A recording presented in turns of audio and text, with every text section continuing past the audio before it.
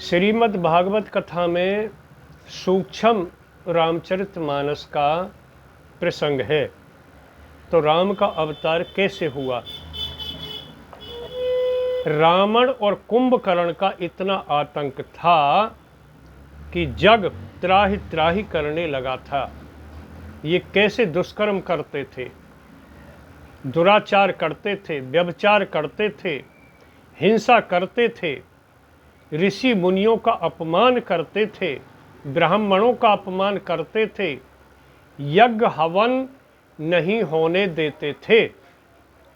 जब हमारे ऋषि मुनि देवताओं के लिए यज्ञ हवन करते थे, ये हवन कुंडों को पैर से तोड़ देते थे, फोड़ देते थे, घी सामग्री को बखेर देते थे और आकाश मार्ग से उड़ करके हड्डी मांस हवन कुंड में फेंकते थे, ऋषि मुनियों को पीट करके भगा देते थे और ब्राह्मणों के यज्ञोपवीतों को उतार करके पैरों से कुचलते थे।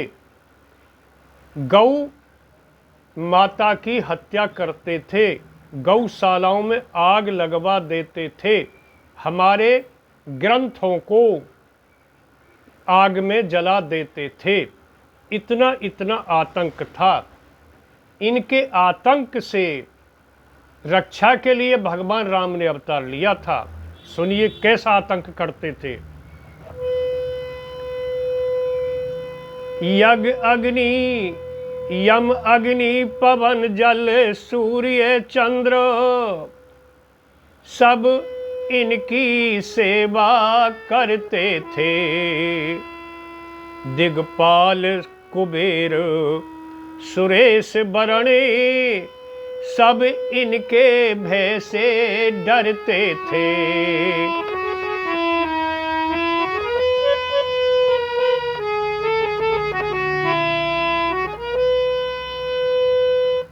उस समय सनातन धर्म ग्रंथ ईंधन के बदले जलते थे।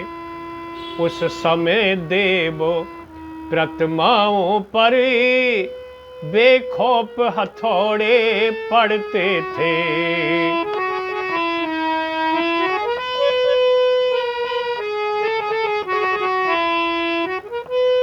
गौशालाओं में गौ हत्या करे आग लगाए जाते थे।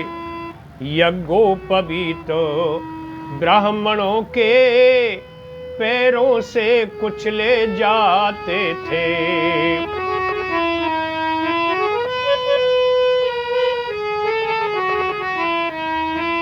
इतना दुराचार इस रावण का बढ़ रहा था। तो हमारे ऋषि मुनि, ब्राह्मण और ये पृथ्वी जिस पर पाप का भार बढ़ गया था, गौ का रूप धारण करके ये सब ब्रह्मा जी के पास पहुँचे और ब्रह्मा जी से कहा, ब्रह्मा जी हमारी रक्षा करो इस रावण से, कुंभकर्ण से। तो ब्रह्मा जी ने कहा, देखो उस निराकार शक्ति को याद करो, केवल वो निराकार शक्ति ही तुम्हारी रक्षा कर सकती है। तो वो कहते हैं निराकार शक्ति कहाँ है। ब्रह्मा जी कहते हैं वो निराकार शक्ति कण कण में विद्यमान है, सर्वत्र है, सर्वव्यापक है। हरि व्यापकी सरी बत्री समाना जी, हाँ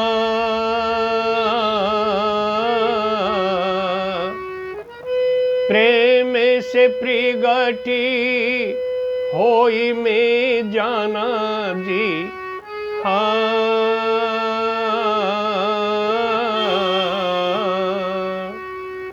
वो परमपिता परमात्मा सर्वत्र है, सर्वव्यापक है, कण कण में विद्यमान है।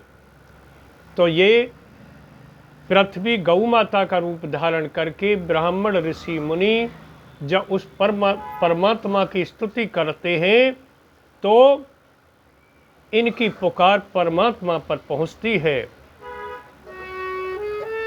भक्तों की आवाज तो है कृपाण की धार, नभमंडल को भेद कर पहुंची वहीं पुकार। उस परम पिता परमात्मा निराकार शक्ति के पास पुकार जब पहुंची तो परमात्मा ने आकाशवाणी की, क्या? भक्तों तुम निश्चिंत रहो, भक्तों तुम निश्चिंत रहो, मैं सबका कष्ट मिटाऊंगा। दशरथ का पुत्र राम बन करे मैं शीघ्र अवध में आऊंगा।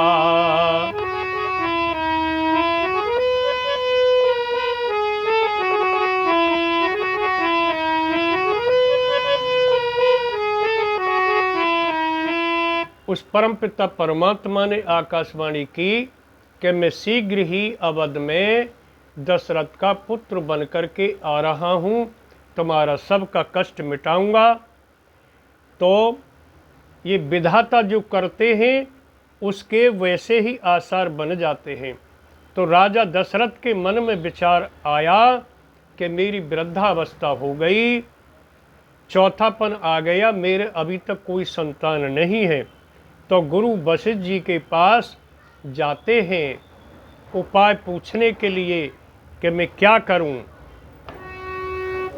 एक बारी भूपति मन माही, भई गिलान मोरे सुत नाही।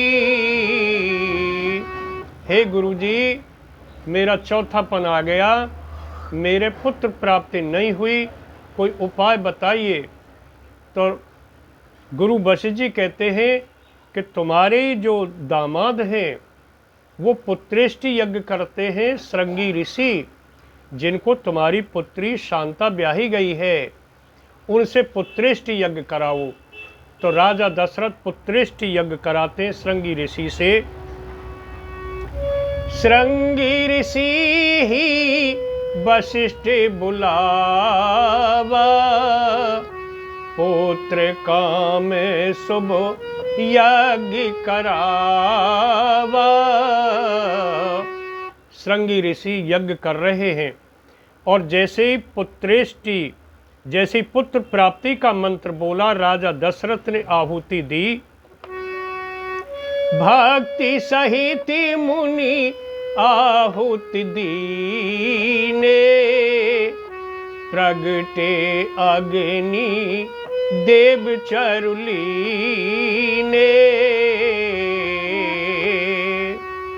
अग्निदेव प्रकट हो गए खीर का पात्र लेकर के और राजा दशरथ के हाथ में दिया कि हे राजन, इस खीर को अपनी रानियों को खिला देना। अब खीर को राजा दशरथ अगले प्रसंग में बताएंगे कि कैसे कैसे अपनी रानियों को खिलाते हैं और कौन कौन पुत्र पैदा होते हैं। बोलिए सियापत रामचंद्र भगवान की जय।